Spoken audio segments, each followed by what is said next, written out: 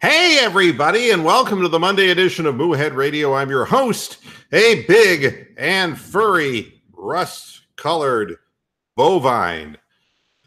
Well, it's been an interesting day. I wanted to see how far I could push my knee. So I've been doing exercises all day, and I was only able to finish 7 out of 9 holes on the golf course because my knee gave out on me. God, I'm so fucking stupid. But you know, my friend here told me that I should try.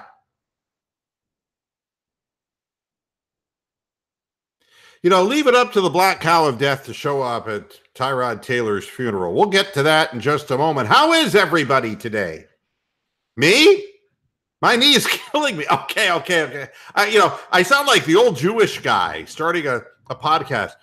You wouldn't believe, but my knee, my knee. And so humid outside. Oi! Yeah. This is what you come to listen for. This is why the viewership of the program is going through the roof. You know, it's amazing. The halftime and post-game shows, I mean, we're up to over 1,300 views. I mean, and the last Moohead Radio show, 300 viewers. I mean, hey, this is really turning into something. Seeing as how I've been doing it for 15 years, though, progress is slow, all right? But so it is with technology, and so it is with this program. I put the links up. This is an open forum. Brian's not going to be here today because it's his sister's birthday. How about that? And she just turned 4. No, it's his sister's birthday, and she regularly listens to the halftime show. So I said, you know, Brian, don't hang out on the show. And he said, I wasn't going to anyway. I'm telling you, I'm not going to be here because it's her birthday.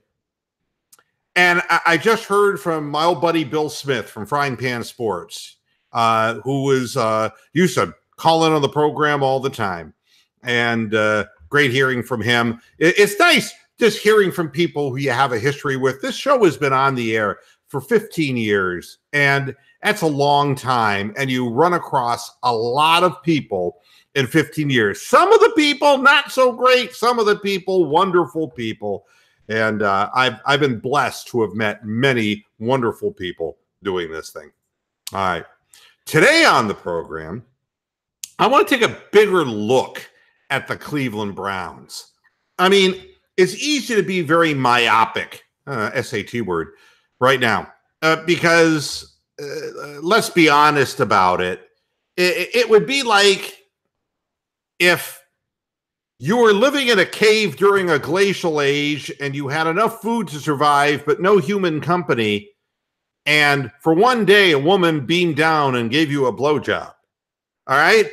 That's what being a Cleveland Browns fan feels like right now, because we've been in the glacial cave now for God knows how many years. And all of a sudden, there's this weird ray of hope emanating from the program. The entire Cleveland Browns program, you know, it's just like, I mean, who would have thought that doing Hard Knocks was the right thing? I know that when I heard, oh, the Cleveland Browns are going to be on Hard Knocks, I was like, oh, shit. This is all we need. You know, more laughing stock kinds of shit, you know? But it didn't work out that way. It gave us publicity. People actually knew who Devin Kajust was. Well, he still is. We just don't know where he is. But, I mean, it introduced a whole bunch of people who didn't know anything about the Browns except that they were 0-16 to a group of players. And now all of a sudden, we won a game and we've been competitive. And it's like, wow, that is really good. Hey, Chief Ryback, how you doing? Mark Jones and Ron Shane, how you doing at the chat room? Like I said, I put links up. If anyone who wants to join the program, feel free, because we have an open panel. I can do this. I've been doing this alone for so many years. It's kind of like masturbation. Wait, I hear somebody knocking on heaven's door. It's Bronk. Moo. Hey, Bronk, how you doing? I have been that man living in a cave. I've been in Ohio, close to the Browns, close to the Indians. I've not seen a single game because I've been in an area that had no internet access. or anything. So I had to come to England to get caught up again. So how's it going, man? No, I mean, it's amazing. There's actually a ray of hope. Oh my God, you're kidding. No, I mean, there are people saying positive things about the Cleveland Browns, and I'm like, wow, I lived long enough to see this. I lived long enough to see the Cavaliers win a championship, and now I've lived long enough to see the Cleveland Browns win a game. So, but that's myopic. I mean, and everyone has the right to feel that way. Believe me. I mean, I think it's wonderful that the Browns are finding some modicum of success. Modicum, good word. Yeah. Well, that's what it is right now. It's a modicum. It's kind of like a ramekin. It's kind of it's about that much and about that deep. Can I throw a whole big bucket of cold water on this whole feeling? Then I mean, I knew you would. You're here for a reason, aren't you? All that has to happen is that somebody on the offensive line doesn't block somebody, and poor old Baker Mayfield, God rest his soul, something happens to him. Well, and then we have Drew Stanton playing because Tyrod Taylor has no business. He's like the second coming of Seneca Wallace, for God's sakes, Mark. Mark! You don't want to see Seneca Wallace ever get. I was in New York City for the Jets game, watching it in a hotel, and I don't think anybody in New York even noticed there was a game on. I mean, it's just like pathetic. So, it's crazy. And hi to Stephen Rose too. Stephen might jump into the program later if the link works for him. It may or may not. Hey, it works for me in England, but I'm on Google Chrome on a PC. That's it. I think that's important to have kind of a tethered, wired connection and not going through. If you go through an Android phone, trying to get on this program is like trying to. Not going to happen. I don't know why, but that works. Completely out of my control, folks. It's completely out of my control. Believe me. You can watch the show, but to get into the Hangout for some reason, it's just not letting us do that. So call YouTube and complain to them because I don't really have much that I can say about it. But the bigger picture for the Cleveland Browns, I can't tell you that all the years that have gone by where we've sucked the big moose. All right. The big moose, not just the little moose. I mean, hey, just a really big moose. Yeah. I mean, we're talking, donkey dick, big, fucking huge. Yeah, I stopped watching football games because what was the point after the Browns lost? They play the 1:00 game, and because they weren't on national television ever. No. So, I mean, it was like you watch 1:00 game and it's like, okay, I'm done. Because there was no reason. I didn't care about Baltimore, Pittsburgh, or Cincinnati. I didn't care about the division. We were 0-16.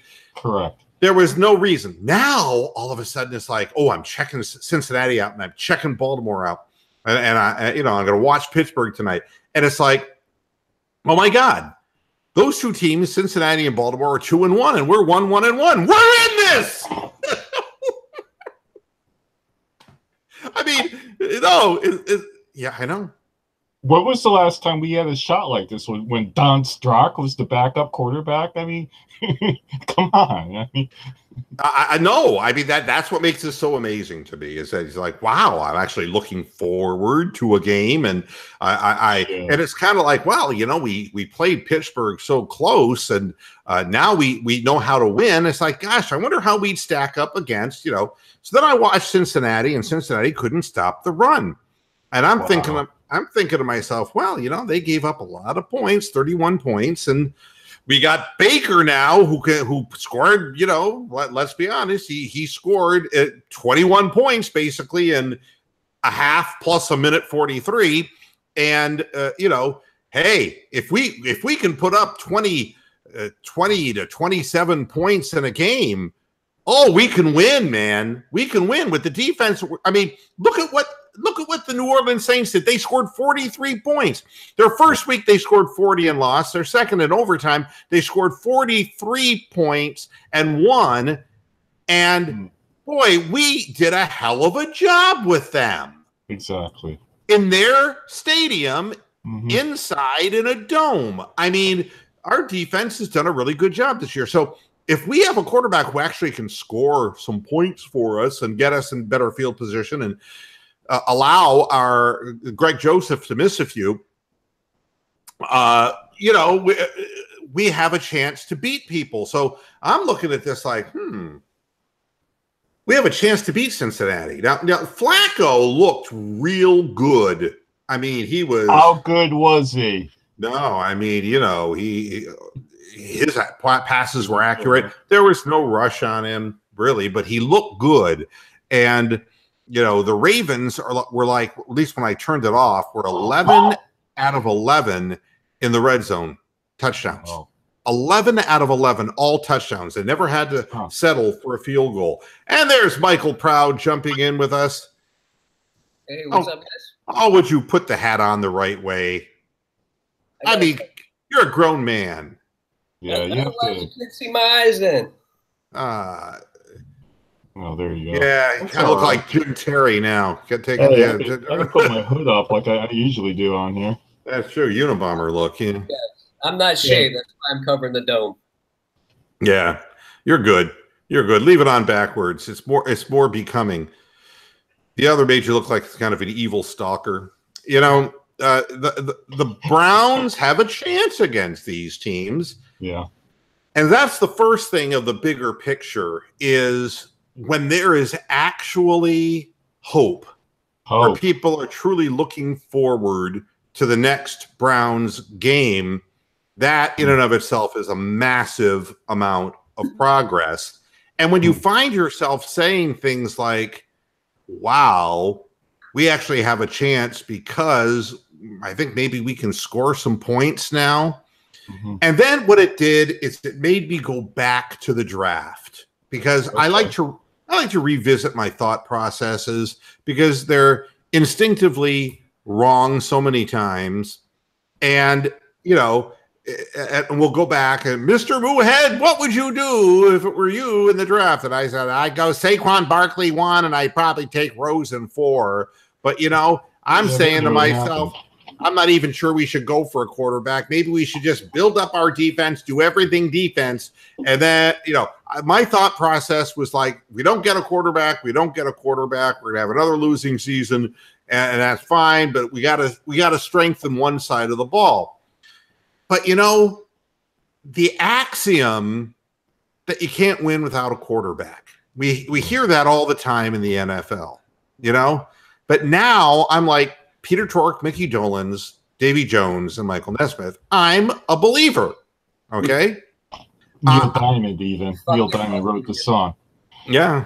What I'd like to say about that is that the difference is that finally we have a general manager that may actually be smarter than the three of us watching this show. That has not happened for a long time. You got John Dorsey, and he's brought in an offensive coordinator and a defensive coordinator that can ignore the fuck out of whatever Hugh Jackson is doing and win games and draft quality people and bring in quality free agents.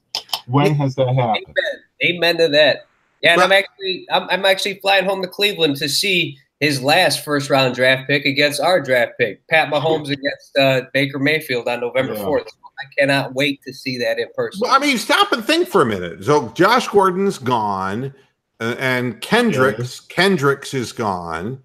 And, Kendricks played a great game the other day on television. People were whining about it. And nobody could say he wasn't capable of playing. He's just, what he's going to be doing is he's going to be working on defensive schemes to keep people out of his ass in prison. Okay, we're not dealing with a guy who has a future, except the only future he could have would be if a big cork was put up his ass while he was in prison, like a big chastity belt on his butt. All right. Well, that's a bit harsh. I mean, insider trading, you could get probably every single NFL owner on that. Yeah, I know. But you know that, don't you? Why would you, number one, admit guilt publicly and then plead guilty? Why wouldn't you? I mean, don't you have somebody that? Well, a better question is why would Seattle take him? Why would somebody want him, knowing that he had swindled people for $1.2 million and was going to jail? What, it's if that isn't the most disgustingly opportunistic, selfish thing, it's just one more thing in Pete Carroll's long line of co-ed conquests, the young girls he fucked while he was at USC. This guy is a selfish prick. The organization has no class. We lost these two players, Josh Gordon and Kendricks, and our fortunes rose because addition by subtraction. We don't need a circus. We need like the Moohead show without Brian, addition by subtraction. So there you go. Oh, Brian's going to love you for that. He already does, my favorite little right-wing Nazi that he is. Hey, but he means well. He does. He means no, he doesn't. You don't have to comment on that. Right, come on. No, we don't share the same political views, but I will say this, Brian. I don't either. No, Brian and I have found a lot of common ground in our family upbringings and things of that nature. So, I mean, the fact that we ended up on different sides of the aisle politically, it doesn't mean anything to me. And plus he gives of his time freely to be on the program, which is a wonderful thing, just like you guys do. I look at everybody who's ever been on the show as family. And some are more dysfunctional than others, but anyway. Yeah. I feel like Sister fucking Sledge, I got all my sisters with me. I mean, that's a Pittsburgh thing, goddammit. Sister Sledge or Pittsburgh. So. Oh, that's right. That's right. That was the big Willie Sturgill thing, wasn't it? Oh God, yeah, 1980. Make it stop. We're old enough to remember that shit. Well, at any rate, so you have this interest that I have now in the Browns, and we have gotten rid of some people who just weren't here to win. They were here to sign a paycheck and to get their money out of the bank, but not to help the team win. Now, this you need a quarterback to win thing is come home to roost. And, I mean, you have to admit, it's not just an axiom anymore. It's true. How else can you? No, but I mean, how else can you explain that a guy who never played before came into a game that the team was completely stymied? The entire team looked like they were playing underwater. And the next thing you know, old Jed's a millionaire. I mean, we win the fucking football game. And that's what it is. More than anything else, it's the quarterback thing. Well, I mean, last year, Baker Mayfield went into a hostile Ohio State stadium and absolutely torched the Buckeyes. He fucking torched them. And I lived there, so I'm a Buckeye fan. And I have to admit, that was like the most resounding beatdown that they've ever gotten. And for him to plant the flag on there, good for him, because that's what happened, Well, I mean, I can understand Ohio State fans would not be happy. Well, what do you have to say, Michael? Oh, I was just going to say, and that's probably why most of us from Ohio, myself included, were so anti-Baker, because we just thought that was a fluke. We didn't look at it objectively that this guy was the right guy. I mean, this is the way he came in and disrespected us. But you're right. If you look at it objectively, he absolutely torched us. And, well, I'm a alumni member. I'm a lifetime member of the alumni. Well, another axiom is he's only a lousy guy if he plays on another team. And the fact of the matter is he's on our team now, and he's not such a bad guy, is he? No, not at all. But again, this whole notion of where you pick somebody, I mean, I guess you do. You have to keep taking chances on quarterbacks because it's such a damn important position. But, what we're learning around the league is, people said, oh, we blew it by not getting Garoppolo. And it's like. Hey, but you know what I'd say? The difference between Dorsey and Hawaii is Hawaii will pick some shitty quarterback and say, trust me. Dorsey won't say anything. He'll pick his guy, and he'll be the right guy. Yeah, A.J. McCarron. Can you imagine? That's who Hugh Jackson wanted. Unbelievable. Jackson knows dick about. He would have been our starting quarterback if it was up to Hugh, and he's the quarterback whisperer. Yeah, he knows dick about quarterback. Not a clue. Not a fucking clue. And then a bunch of us Clevelanders. I mean, I'm from Menor, which Mitch Trubisky's from Menor, so we all wanted him. And it looks like who knows? I mean, he still may pan out to be a pretty good pro. I know he's learning a new complicated system, but looks like Baker's head and shoulders above him as far as processing, decision making. Above who? I'm sorry. Trubisky. Oh, Trubisky looks like, yeah. Well, again, he's learning a new system. He'll be a good quarterback, but he won't be a Hall of Famer or an All-Pro. Well, looks like he's got a little bit of Tyrod. He likes to not gamble as much, likes to dink and dunk underneath, whereas Baker's constantly looking down the field.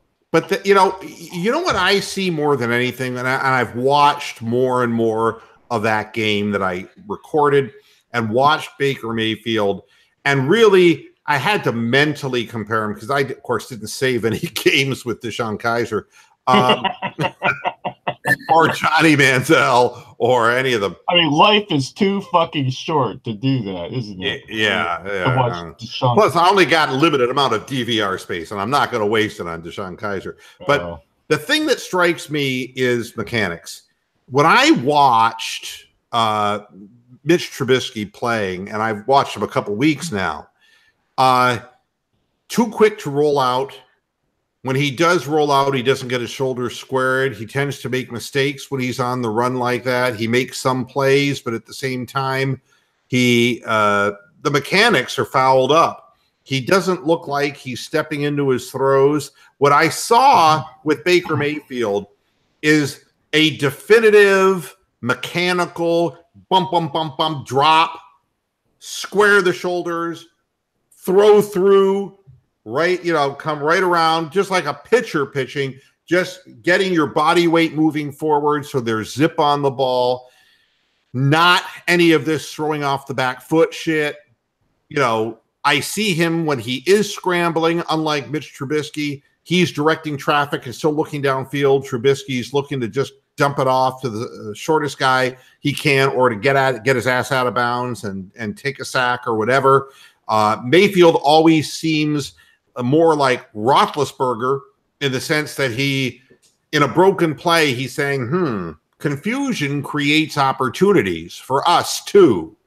And we haven't had a guy who does that. These are all thought process, but mechanics becomes a huge thing. The stepping up into the pocket, if you're afraid of the pocket, like Johnny Manziel, or if you're afraid of the pocket like Deshaun Kaiser, or like Mitch Trubisky, you're not comfortable in the pocket, you find yourself scrambling too soon, you're never going to really have your feet under you when you throw the football. So I see the mechanics coming out of college being far better for Baker Mayfield than the guys that we've seen in the past. And I think that's huge. Only took a generation. Generation. Compared to all the past recent Browns quarterbacks, Baker Mayfield looks like Robert Duvall in Apocalypse Now, where he's just ready to go out there and surf, and there'll be bullets whistling by him, but they're not bothering him, and he's just fucking playing. Whereas all the other quarterbacks had a varying degree of cowardice about them. Well, he's going to learn. He's going to learn that things are not going to get easier in the NFL.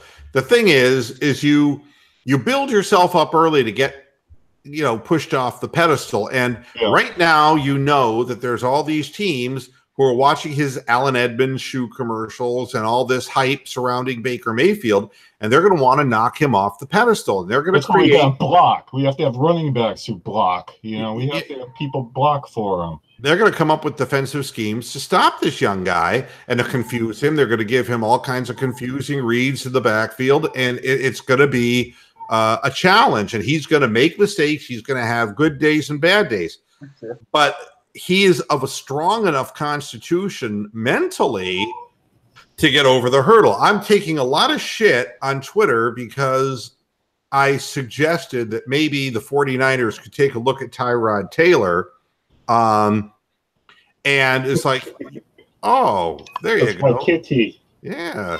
Just meowing away here. Right? Oh, there you go. Yeah, he's doing his best Trump impression, grabbing pussy. Exactly. Way to go, Bronk. They let me do it too. It's amazing. So I guess that it's going to be a challenge, but right off the bat, when I saw Tyrod quit, I don't want him on the team. I mean, people say, well, Mr. Moohead, we need a backup quarterback, and Drew Stanton ain't the man. And, and what I'm telling you is, if Baker Mayfield goes down in a heap and he's injured, we don't have a quarterback who's going to win for the rest of the year. And I don't want to reward Tyrod Taylor for quitting on his teammates, on the fans, moping like a loser. This team cannot have Seneca Wallace shit. We can't. That's what it is. It's Seneca Wallace, Mach 2, all over again. Are there reports of him moping and crying? All you had to do is watch the fucking game. He sat there all by himself on the bench. I thought. I didn't even see him. I thought I was watching the goddamn, video for Eric Carmen's All by Myself. I mean, it was like all by myself. Self-pitying. I was watching the NFL Network broadcast, so I don't remember the camera going to Tyrod after Baker coming in. So I don't know. I didn't. No, it was while he was playing. Oh, while he was playing. No, it was in between it because every time he'd come off the field, they'd boo him, right? Well, and so they show him because they were kept focusing on Baker, kind of sitting there just or standing there and just kind of and then the fans, Baker Mayfield, you're hearing all the chants, and of course the camera would focus on Tyrod Taylor, and Tyrod Taylor is sitting on the bench by himself.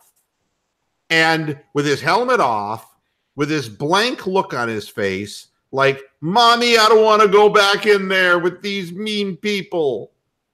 I mean, he obviously knew Baker was the heir apparent and has a better arm and is a better decision maker. But as a 7-year pro, I mean, you got to be able to, block that shit out and do your job. And obviously the stage was too big for him. So, maybe coming in. It didn't happen. If Baker does get hurt, he won't have as much pressure. So maybe he'll be serviceable. Who knows? Maybe that's wishful thinking. No, it is wishful thinking because I'm going to try to make this as clear as I can put it. The guys who are on the field are the guys who are on the field for the Browns. Some of them are pretty good. Some of them are mediocre. Some of them are not so good. Some of them are just inexperienced. We don't really know exactly how good they are, but they were collectively playing like shit. And Tyrod Taylor seemed to be the focal point. Because as soon as he left, it all went away. And now all we're seeing is Cleveland Browns players who are coming out of the woodwork saying, well, that's the guy. Baker Mayfield's the guy. It's like Rashard Higgins. Hey, he's saying I wouldn't even be on the football team. Look how good this guy made me look in the preseason. Look, I'm back and I'm playing. Preach. Yep. You look at how the players are responding and how they responded to him on the field and how they performed. And it's like the only difference was Tyrod Taylor and him and sitting there looking like he just lost his brother and sister. Yeah. And the vibe was so bad, so negative. There was so little energy in the huddle. The plays were being called slowly. They were coming out of the huddle slowly. Everything was like sludge, man. Yeah. Not moving. Like shit. They looked like shit in the first half. I mean, like a snail's pace game. Well, that first series, the first play, there was a free rush right at him. He had a chance to make a move. He waited till the rusher was on him, then basically threw it at the ground. And then on that third down, like he had a chance to make a pretty simple throw to Callaway, who would beat the corner, but he throws it out of bounds, And then obviously, we already talked about this. Those 2 deep balls, if he could have just put it out there, I'm sure he had the arm straight, totally missed them. It would have been 3 touchdowns. And I think his teammates saw that. Like you said, the energy was just off the chain when Baker came in. Yeah. Well, I mean, does anybody else notice that Njoku catches hard to catch pass when Baker's throwing the ball to him, but he dropped everything that Tyrod threw to him? I mean, you have to start looking at this stuff. They throw harder when Baker's in there, and they know that they can't fuck up, so they're more focused. Accountability becomes focused, you play better.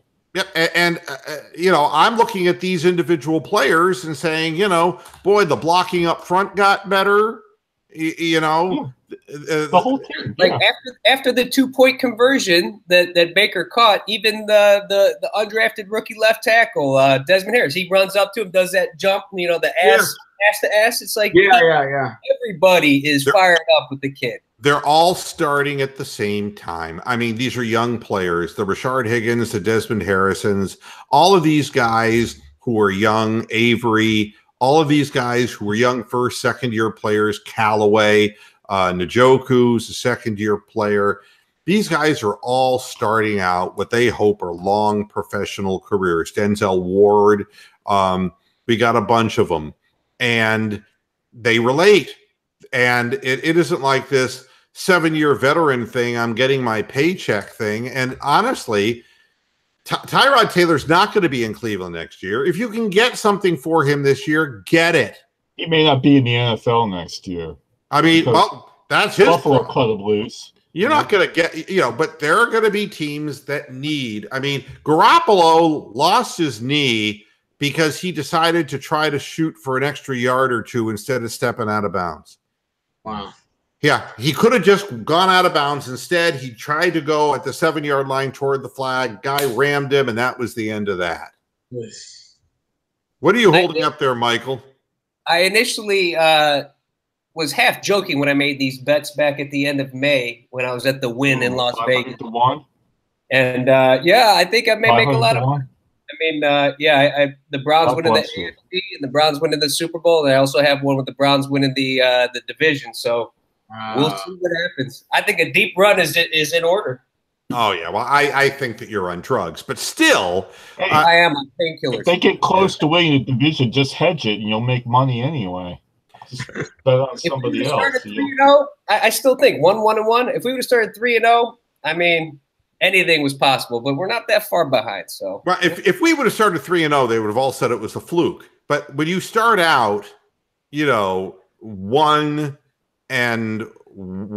on the tie lose side, play close games, and then you come back and win the third in front of your home crowd, then it's like maybe we are closer to a 500 team than we thought. Maybe we are. And if we get better in the second half of the season and we're still at the halfway point playing around 500 ball, hey, maybe we could sneak in at 9-7. I mean, this is the kind of hope that exists right now for Browns fans. But that's kind of realistic, actually. Crazy thing. When everyone's on the same page and when you catch lightning in a bottle, it's just anything can happen. So I think we're starting to see that. I don't want to get too far ahead of myself, but based on what I saw on Thursday night, I've never seen a team that electrified. Another thing that is the offense was so putrid that there were people who were getting ready to get Todd Haley out of town. I mean, there were people who were like frustrated, like, this is what you brought us? And then all of a sudden, the offense doesn't look bad when another guy's running it. Everything points to Tyrod Taylor. Everything. They didn't game plan for Baker. This week, they're going to, from the get-go, they're going to put in some plays that they feel will accentuate some of Baker's strengths. But there was none of that. There was none of that for the Thursday night game in a short preparation week. There was none of that. And he still made the offense work, and he made it hum. And, you're not going to get anything for Tyrod Taylor, but I think he's lost the team. Yeah. There's no way that if Baker Mayfield were to get hurt and they saw Sleepyhead come back into the huddle, I just don't think that would go over. I just don't think that the players would respond. I think there would be a huge emotional letdown. And people say, well, why don't we bring Broby back? And it's like... Yeah, haha is right. I mean, yeah, look, we're not going to have a quarterback though if Mayfield goes down, and I don't consider Tyrod insurance. I'm sorry, I don't. Yeah, most teams don't once their starter goes down. So you might as well just put Drew Stanton in if that's the case. Yeah, he does. I mean, Tyrod didn't even understand the offense. I'm sorry. There was no evidence that he even understood what he was supposed to be doing. And it really didn't appear that it was anything but like depression for him. I think he got let go by Buffalo. He was hurt by it. And he ended up at a place where that hard knock show and expectations with a weak team, and he couldn't handle it. And we don't need that at the helm. We don't need that person on the field. Sorry. What do you think of the I've only heard a few, but some of the conspiracy theorists out there that are saying that Todd was initially calling some of those plays to make Tyrod look bad. So, Howie would have to make the change to bring Baker in. I mean, the concussion did it for us anyhow, but do you think there's anything to it? Because some of his play calling did look pretty shitty. First of all, a conspiracy theory has to be based on something, although in today's world, that's probably not true. But I mean, you were looking at John F. Kennedy, it's like, who shot JFK, and you had to, do you really think that, Lee Harvey Oswald was that kind of a crack shot that he could have gotten in 2 headshots from the depository? I mean, and so it opens up the possibility that maybe there were professional shooters involved and all that. To have a conspiracy theory involving Hugh Jackson, once you find out that he wanted A.J. McCarron to be his starting quarterback, it ruins any possible conspiracy theory, because the assumption would be that Hugh wanted Baker Mayfield to play, but that was never the case. Yeah. I don't think he does. That was never the case. So you can't even come up with a logical conspiracy theory because your head coach is a dummy. So I just think that I think that they were waiting. I agreed with waiting. And, the story from the organization is they knew that the up front and the offensive line, there was inexperience and lack of cohesion, and they felt that it was a risk. But now they don't feel so bad about it. Now they, it's like, well, I'm not saying that Desmond Harrison is Black Jesus, but at the same time, he's getting better, and he's not making those goofy false starts. He's not flinching. He's starting to understand the position a little bit better, and the quarterback didn't get destroyed during his time in the game. So it came a little early, but you can't deny Mayfield the field because he's the best guy. He's obviously the best guy. And whether he can continue to be the best guy, we'll see, because the teams are going to be trying to shut him down. But look, here's my other point as far as the big picture. I was having a conversation with Tony the Calf, who was going to commit suicide. He might be dead now. After the Vikings played the way they did against the Bills. My God. I mean, but he didn't want to believe me. Now, granted, the Vikings came out looking ahead to the Rams game because they have the short week Thursday, okay? Mm-hmm. They figured out we're just going to stomp all over Buffalo in our home stadium, and that's good enough. Then we'll move on and we'll pay attention to the Rams, and they just never showed up. The big moose, man. The big moose. The big moose, yeah. The big moose was sucked. But, I have yet to see Kirk Cousins play multiple successive games well. He really isn't much better than Drew Stanton, for God's sakes. For God's sakes, Mark. Well, historically, you can blame it on, Snyder, and you can blame it on the Redskins organization. You can blame it on any number of things. But I still haven't seen it. I've seen him individually throw for 300 yards in a game, a lot like, there have been a lot of quarterbacks who like when Kelly Holcomb was throwing for 300 yards. Manziel had a good game, so. Yeah. But what I would see from Kirk Cousins was this sporadic good game, then 2 mediocre games, and a lousy game, and it was never consistent. So I'm looking at that and saying, well, how good is he? how good of a quarterback is he? And what they were saying was essentially, oh, well, Minnesota's going to have a ride, man, right into the NFC finals. They couldn't even stop Josh Allen. They couldn't stop the Buffalo Bills running game. They couldn't stop anything. It was a pathetic showing. But again, the quarterback position looms large. I mean, Drew Brees wouldn't be 2-1 right now. New Orleans wouldn't be without him. All right.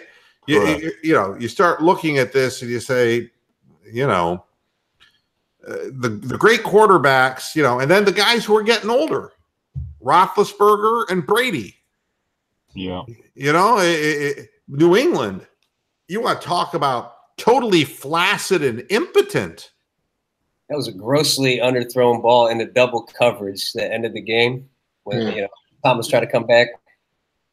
And watching this bulked up Bill Belichick, who's gained all this weight, he's just a fat, ugly fuck now.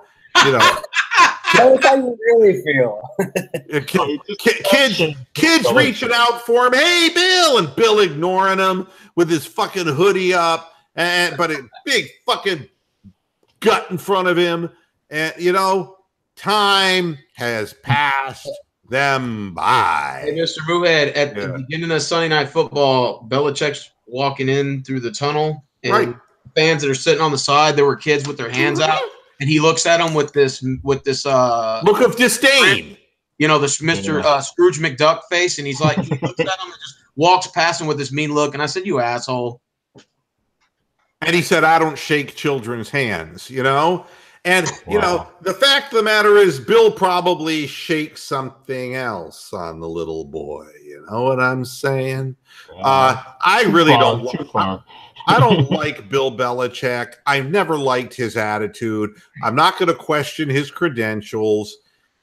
But all things eventually come to an end. And, for Vince Lombardi, the greatest coach, they said, in the history of the NFL early on, he got to Washington, it all came to an end. I mean, you can browbeat Bart Starr, you can browbeat all of your players, but each generation of athlete becomes harder and harder to control. Hell, we had a guy quit at halftime, retired at halftime. Actually, he retired on the field and took himself out of the game and retired. Wow. We got players today who are not going to sit there and listen to Bill Belichick humiliate them. There are players who are just going to say, "Fuck you, you fat fuck." Yeah. That's what they're going to say to him. Players that play for themselves. They don't even play for the team. You got players like that, That's right. And and Belichick's done himself a big favor by bringing Josh Gordon onto the team. I mean, and you're trying to tell me that there is no, all of a sudden Josh arrives and you lose to the Lions. It's like, it's Josh. Did you see that meme of Gordon sitting there with his eyes wide open and it just said something like, trade me back to the Browns? Yeah. The Josh Gordon contagious disease. It's like, the natural. Losing is a disease. Hey, Mr. Moohead, for the as Dolphins. Deadly as syphilis. Go ahead. I said for the Dolphins to be 3-0, they might actually go into New England next week and beat them. Well, you just don't know. I mean, you got to figure New England's got to turn it around at some point. But Green Bay looked terrible. Terrible. I mean, teams that are supposed to be really, really good, looking so good. You got the Chiefs, who were 3-0, looking really, really good. And where'd that come from? And even the Browns, where did this come from? John Dorsey, that's where that came from. Well, I know, but I'm just saying, I'm looking at teams who are doing well, who are like, wow, I'm really surprised. There are some teams that, like Tennessee, they won, but they're not very good. Houston, not good at all. And that was, and so Deshaun Watson now, people are going to say, what happened? What happened to Deshaun Watson that now all of a sudden the Houston Texans can't score points? Yeah. And there will always be questions about quarterbacks. They're gods when they're good, and there are bums when they're not good. and the truth always is somewhere in between. We'll find out about Baker Mayfield because everyone's ringing his praises now. But, you know, believe me, everybody's elevated to be knocked down a notch. That's just the way. Can I ask you a question about that penalty that was called on Clay Matthews and the Packers? That's ridiculous. I mean, they said that the letter of the law states if you put your weight down on the quarterback, like the entire weight. I mean, he tackled him. He didn't hit the head. He used his arms. He did it by the book. And you still flag him because of all of his weight went down. I mean, what the hell? Well, you know, the week before was even more bizarre. When he hit the quarterback, he hit Kirk Cousins in the midsection.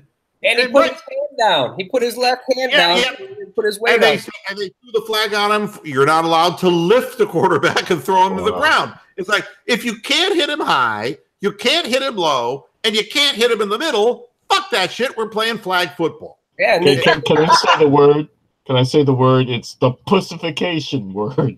No doubt, no doubt. And in that same game, the line or whoever the pass rusher was picked Rodgers up and slammed him on his head, and there was no flag.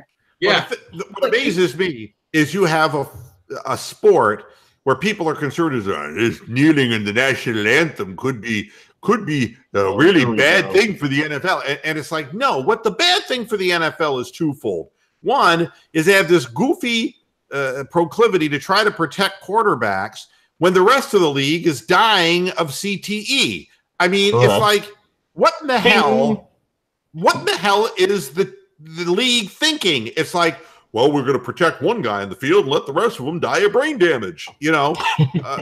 That's what it is. That's exactly what. Oh yeah, for the record, Watson got tackled by his mask, and they didn't call anything. Ogletree literally slammed him from his mask backwards, and they didn't flag it, but they flagged Clay Matthews for it. And when Rodgers got up, his helmet was covered his eyes. He had dirt all. I mean, the dude literally suplexed him onto his fucking head. Good word. No flag. I watched both of those sacks, and you know. The driving him into the ground thing, I mean, he hit him and he led with his shoulder, didn't lead with his helmet, and physics followed through. I don't know, once you're in the air and you've made contact, how you're supposed to change the distribution of weight as you hit the ground. If anybody can figure that out from a physics perspective, please let me know. Even Tony Dungy and them said on Sunday Night Football, they said that it's physics-wise, it's impossible to turn direction if you're tackling and you're already falling. You can't turn at the split second. Well, the truth is, I didn't need Tony Dungy to tell me that on television. I mean, it's like if we could do that shit, we'd be fucking Peter Pan. Okay, we would just be flying around, changing directions like fucking birds. But we don't do that because. And there was I didn't actually read the story, but I think it was on ESPN.com. Some defender tore his ACL, tried to avoid making a hit. That's going to happen. You're going to have defenders getting hurt because of these rules. You know, trying to change their momentum unnaturally. It's not going to work. I'm going to say hi to Modesta Crawford. Jeff and Bama, how you doing, buddy? I'm just looking at Amsterdam. CO dead. Criticize you for literally anything else, but this he did correctly. What did he do? Change his underwear? He changed his underwear? What do you want me to do? But what did he do correctly? I'm trying to figure that one out. He's probably referring to the holding off and announcing Baker as a starter immediately. Because that's the only thing he kind of did right. And even then, it's. Well, that's the humane thing to do. Good, yeah. I mean, everyone should have done that. And then the best thing is that Tyrod Taylor wasn't even in Berea, wasn't even in the training facility when they announced it like they said he was going to be because of his concussion. So, that had to be. And I look, I've seen guys get their bell rung, and that didn't look like it to me. It looked bad. It didn't look bad to me. Nope. It looked like he got tackled low, and the guy kind of rolled over on his leg, and his helmet did contact the ground, but I think it does all the time. But like I said, prior to that, on the prior time he was sacked, he got up holding his low back. He wanted out of the game. Yeah, there was another meme that said pretty much that it was diagnosed by Todd Haley. He's like, Yeah, you got a concussion. It's like, no, it's my lower back. It's like, no, you've got a concussion. You're done. Yeah, that's right. You're out of the game. Go into the tent. God almighty. Chad, how you doing? Chad in the chat room. Yeah. And so it looks like this CO Dead guy is saying beating the Raiders means nothing. Well, it means everything to me. It's a huge game. Come on. The only thing that would probably mean more to me would be a gang of men butt fucking your mother, CO Dead, because I have a feeling that he's just changed his name. No, this is the same guy who was in here before. You know, real clever people. You can tell by the, this negativity. I mean, beating the Raiders means, right. Beating the Raiders means nothing. I mean, it's like, if we go 2-1-1 after 4 games, it means seriously something. And another thing that it does is that it proves that John Gruden is nothing. And I would love for him to be 0-4. I would love for his big comeback, and maybe nobody will believe him ever again about what he says about quarterbacks, what he would say when he goes back into the booth to do television. Maybe nobody will believe him ever again. Well, you know what? He's lost his job to Tony Romo on the Corona hotline, so he doesn't even have that gig to go back to. Well, I mean, if he were to go 0-4 and lose at home to the Browns, I mean, there would not be a positive shine that you could put on that. And Mr. Moohead, if you guys beat the Raiders on Sunday, does it give you a lot of confidence coming back at home to face the Ravens? Well, I mean, if we're 2-1-1 and the Ravens, let's say, are 3-1, let's say they win. Yeah, I mean, because we go ahead of them. Are you kidding me? It's a fucking rivalry then. Yeah. Yeah. I mean, if every Browns player doesn't have like an immense heart on, if we're 2-1-1 going into that game, I mean, that's like, let's knock these guys off and let's see if we can get into first place. And I really looked at I was watching the Ravens, and Collins looks like a good running back to me. And they look like they have a solid running game, as opposed to Cincinnati, who is using Giovanni, what's his name? Bernard, yeah. Mixon's out, right? He's got like Mixon's out, right. So, but I'm less worried about Cincinnati's running game than I am about the Ravens, because the Ravens' running game seems to be solid in between the tackles. It's not based on outside speed.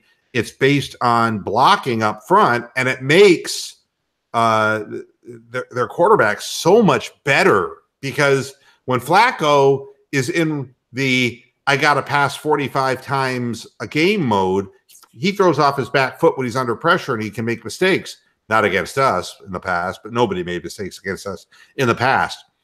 But you give him a running game and that strong arm and, play action it's hard to beat that team.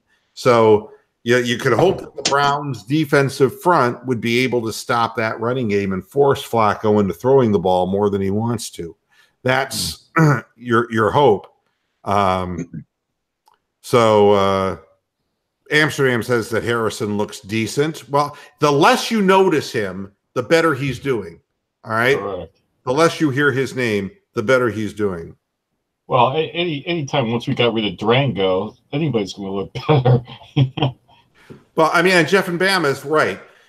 Dorsey made a definitive call. And again, I think all of us were traumatized by Johnny Manziel and the undersized quarterback. Yeah.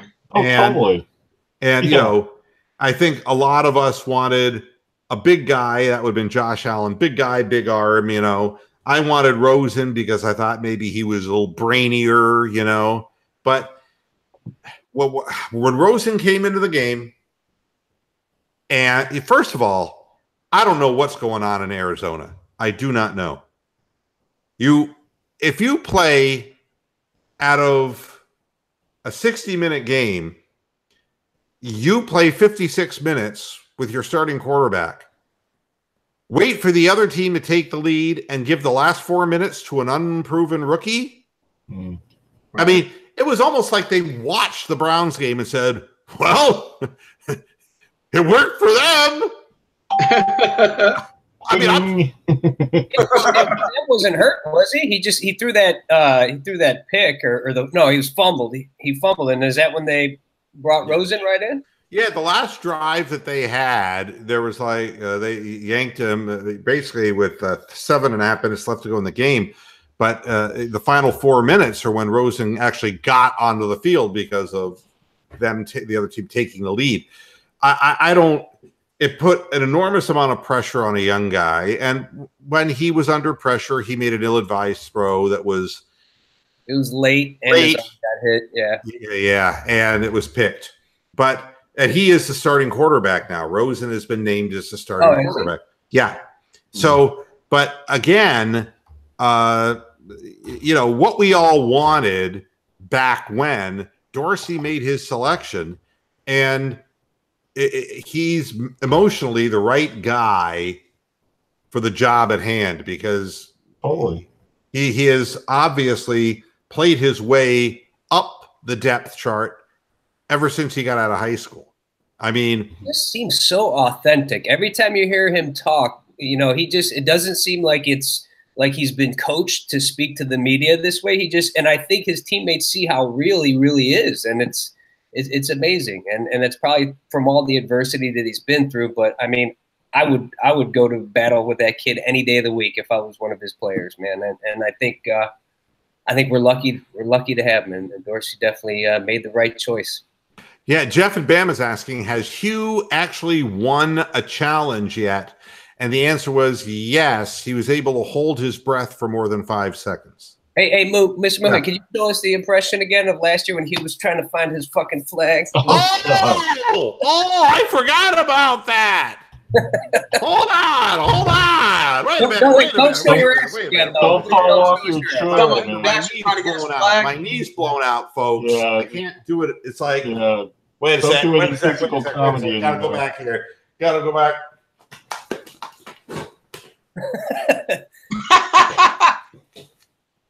But I actually went further. I actually mooned the audience, and it really didn't. You did moon the audience last year in one of your shows. Yeah, and it didn't go over very well. Yeah. It was like Sherwin-Williams Cover the Earth. It was just not good. It was not. Well, that was when you were showing us a Hugh impersonation, right? When he was looking for the flag. And So I decided to drop my pants. I just dropped trowel. It's just like it's so exasperating to see a guy who couldn't even find the fucking flag. He couldn't remember that he'd stuffed it in his pants to make his penis look bigger. I mean, it's like Hugh. You're the only black man who has to fake penis size. Goes down the front of your pants and get the fucking flag. Please. It was just humiliating to watch. Put tie rod back in. It's like this.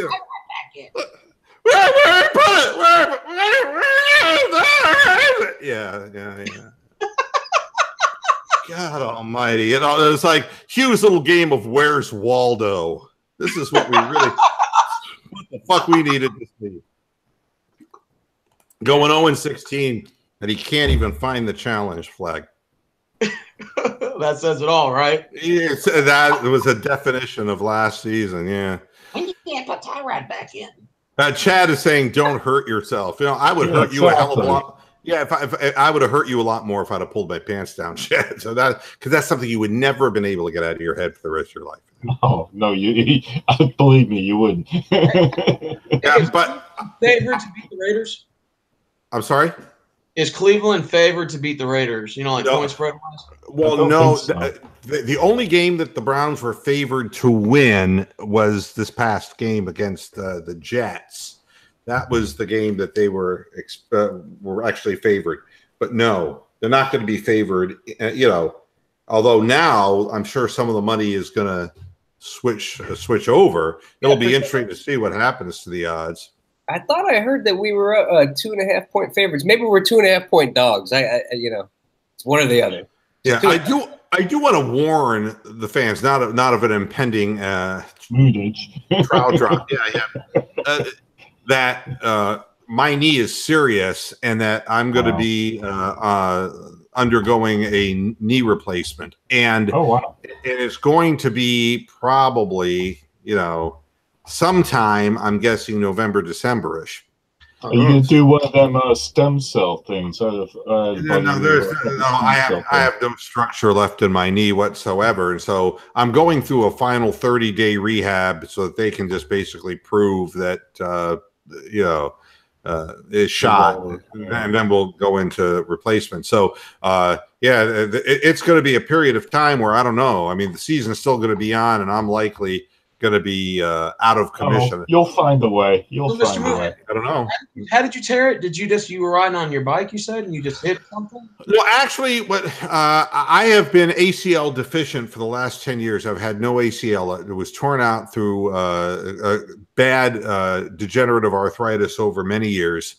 And I'm a tennis player, was a tennis player, and I was playing tennis without an ACL, if you can imagine that. Oh, yeah. But the bike accident, what it did is it partially tore my PCL. So the only thing that was holding my knee together, that was partially gluing it together, became torn, and my whole knee blew up, and there's just no stabilization forces in my knee. There's no structure there.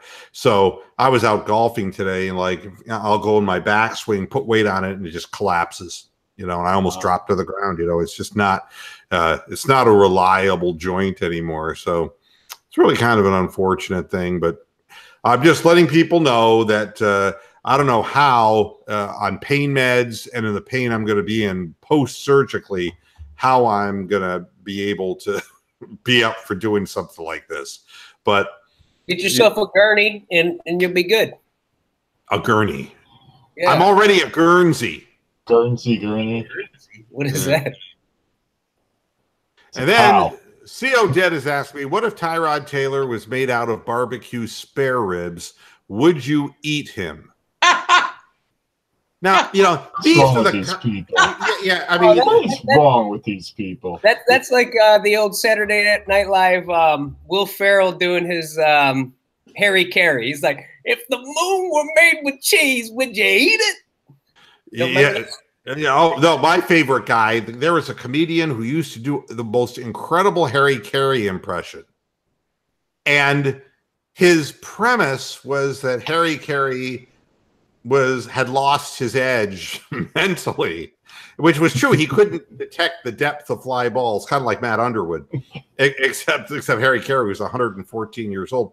But what he would, here's what the comedian would say. This was Harry Carey. I can't. Holy cow! The right field bleachers are on fire.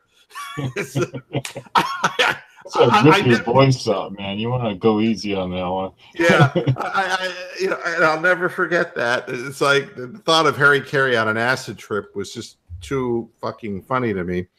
Oh, you got to do Peter Alice describing Tiger Woods winning again. Got to do a bit of Peter Alice here. Okay, so it would go something like this. While the world was cheering for Tiger, Peter Alice would be saying, Oh, Rory McIlroy, oh, you picked the wrong day to come knocking on Tiger's door. Oh, he's in the Tiger's den now, and he's being eaten alive. Poor McIlroy is, You say, he would never, I can't imagine him getting excited about Tiger. Oh, God, I've never heard him get excited about anything. No, it would probably be like this. Oh, I just had a sparkling orgasm over Tiger. I can't imagine that there would be any real enthusiasm. Great story, though. Great story. That 80th win, and the greatest video that I saw was a video of Tiger watching all of the pundits saying that he was washed up and would never win again.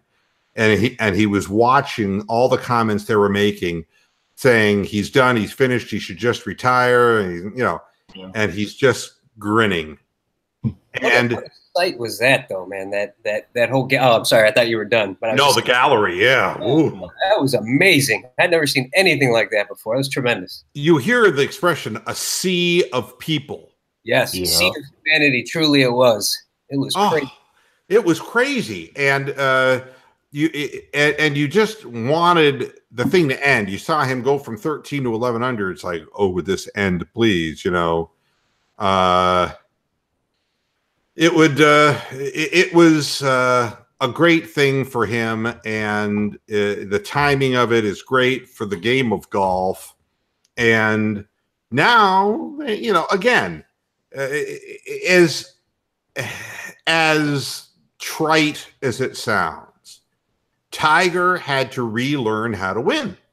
He played, there were elements of his game where he was, you know, he was only lost by one stroke in one of the tournaments he was in here. And, you know, and he actually held the lead in the fourth round briefly. It comes down to, you can't play that first round weak and fall behind by 5 strokes, because Tiger's a guy, his pattern has always been solid in the first round, solid in the second round, huge moving day on day 3, and then just keeping things in check and playing a really conservative fourth day and make somebody shoot a 63 to beat him. That's how he won 80 times. I mean, it's a well, there's some stat like if he's leading after 54 holes, he wins like 43 out of 45 times. Some ridiculous stat like that. Yeah, look it up. It's kind of like when you give Corey Kluber 4 or more runs. You know, it's like one of those things when he goes into the final round and he's, you know, when I saw that, you know, that he went in tied in the final round or one up or whatever it was, and then when I saw McIlroy, I mean, I don't know if you watched the telecast, but he, you know, came out and Tiger immediately, you know, birdied and McIlroy bogeyed, and the next thing you know, there's like 2 strokes between the two of them. I'm sorry about the dogs. I can't stop that. Yeah, but there was like the 4th hole where each of them had an approximately similar length putt for par. McIlroy was a little further away and missed his, and he's staring at Tiger, and Tiger made his, and you could viscerally see the air, the wind come out of McIlroy. And after the 4th hole, he was done. Yeah. Absolutely done. And that again is, there's a psychology to all this, and winning is a big thing. And if, you know, everyone's on the Tiger train now, it's going to be hard to beat him because everybody wants him to win. And that wasn't necessarily true before, but it's true now. You think you'll catch Sam Snead's record at 82? Yeah. I mean, he's been in contention almost every week he's been playing, and he's just coming back from this thing unless something bad happens to his back, which is really possible with spinal surgery. More surgeries, man. That's like crazy shit. I mean, Ryder Cup this weekend, and he sucks the big moose historically at the Ryder Cup, so he needs to do better at that. Well, the thing that is interesting, there were a couple of things that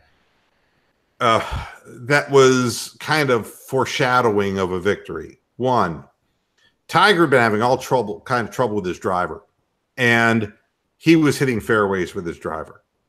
The second thing is he was playing extremely well with his irons, but his putter, he actually took his Billy Baru, Billy,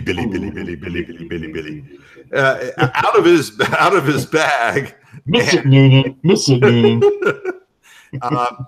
And he took it out of his bag and went with some other putter, and you know, and he put it back in his bag. And then when the putt started dropping for him, you know, he had a lot of 15, 12 to 18 foot putts that he was missing, and when he dropped a few of them, now, you know, he's going under par, and now those 3 under rounds are turning into 6 under rounds, and he's stringing them together. So, you know, who knows? Golf is a fickle game, but he's what, 42 years old? Is that how old Tiger is now? And he's still hit the ball a long way. How much longer do you see Tiger being able to play?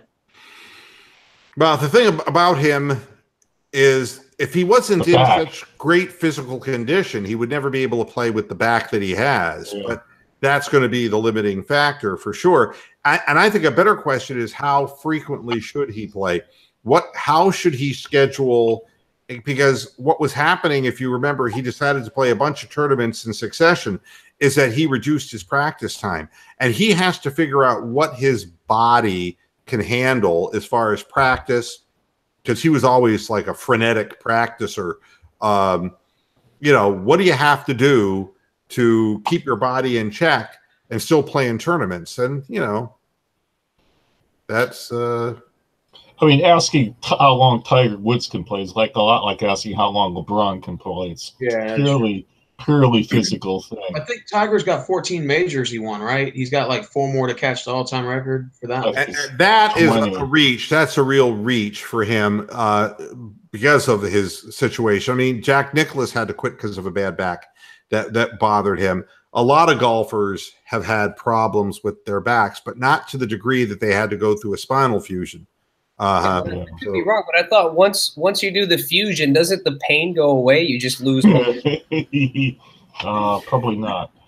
Well, here's what happens. I mean, the only way that they would do a fusion is if it was a singular level disruption of a disc and that they could identify the nerve pain that was bringing him to his knees. So he's had, think of it this way. If you're looking at lower lumbar, you're talking about L1, L2, L3, L4, L5, S1 going into the sacral, okay? That's 6 vertebrae. He only had a problem in 1. I have a problem in 4, okay? Yeah. And they wouldn't operate on me. They wouldn't touch me with a 10-foot pole that way because they can't identify all the nerves that are involved. The problem is that fusion is good for that vertebrae, but if there is an imbalance, you know, then he could end up hurting another level of his back. And that now, Alistair Erskine's asking a question: will Callaway's role be expanded with Baker? Hell yes, because not only is he your vertical deep threat at this point, but you got to respect him. And cutting over the middle, there should be opportunities to get him the ball and get him in open space. So yes, Callaway's role is going to be greatly enhanced. With a quarterback who's actually looking for him and can get the ball deep to him too. And won't throw it out of bounds when he's wide open. Or underthrow it and make him fair catch it. Yeah, that's right. Yeah, but back to the whole back thing real quick. I'm going in tomorrow for 4 MRIs at the same time. Cervical, thoracic, lumbar, and sacroiliac. I recently found out I've been in pain my whole life. I thought it was just from sports, but I got an autoimmune disease, one that specifically targets the spine. So they're trying all different types of medication, but hopefully you get to some resolution. But they said, yeah, I'll be in there for about 3 hours and get all 4 of them done. When is this? Noisy as hell too, man. Those MRIs, really noisy. Yeah, but let me ask you this: which car is it you're having a problem with? Which car? You said you were autoimmune. Oh yeah. Thank you very much. Thank you. Yeah, no, it's called ankylosing spondylitis. Oh, yeah. Oh, yeah, nasty shit. Yeah, I mean, eventually most people's spines naturally fuse on its own in the extreme cases, and that's when they say the pain usually goes away. But mine is mainly my neck, mid-back, and down in my sacroiliac and low back. But is it curving? Is your spine curving? It's not curving. I pretty much have a flat spine. It's weird. Okay. But yeah. I know exactly what you're saying because especially the lower lumbar, which is where my problem is. I have a big problem. L3, L4, L5, L5, S1, the really bad down there in those areas. And a lot of leg pain. You get the sciatic pain. See, I don't get that. All of mine is local, and my sacroiliac has gone out so many times, and they generically call it sacroiliitis forever until they tested me at these specific blood tests that show, I don't want to bore you, but it's called HLA-B27. If you test positive for that, you have one of like 10 or 12 autoimmune diseases. But they're trying different meds, and they eventually want to get me on biologics, but you have to go through a process like a Humira before the insurance companies will pay for it. Because that's like, if you pay for it out of pocket, it's nearly $60,000 a year just to get those Humira injections. So whatever. Yeah. It's no fun, but it's also no fun being in pain. No, I mean, and for me, you're right. What happens is that disc will keep compressing and squeezing all of that stuff out of the center, and you have what will become a natural back fusion. But unfortunately, what you'll look like would be John McCain during his presidential run, or better yet, you look like Dr. Evil in the way you couldn't, the people who have natural back fusions, if you call their name, they won't turn their head to look at you because you can't make that motion. They have to turn their whole body, you see. So it's a bitch, Yeah. And Alistair Erskine's asking, what is Hugh's true input on offense? He's always talking on the headset. I guess Alistair's a struggling fan from Toronto. Oh, I'm sorry. Toronto's a nice town, though. I've been there many times. City. Yeah. Shame about their sports teams getting beat by our teams all the time. Yeah, although the Panhandlers outside the Eaton place was really the big mall that was there, boy, it ended up really big time. What was the Bloor Street? Wasn't it Bloor Street that was Young Street, Bloor Street? Young Street and Bloor, yeah, right, exactly. Those were the shopping areas that we kind of hung out at in Toronto. It was a nice town. They're all underground too for the winter time, so you don't have to go outside and get freezing cold. Right. I actually like Montreal a little better because it was a bit more Euro, but but I'll tell you, the thing about Montreal is you'll die of lung cancer if you're on the street because everybody smokes there. Oh, everybody smokes. I mean, the thing that was the coolest thing about Montreal, and I'd never been there before, but I went there in the summer, and it's how little clothing the women wear on the street.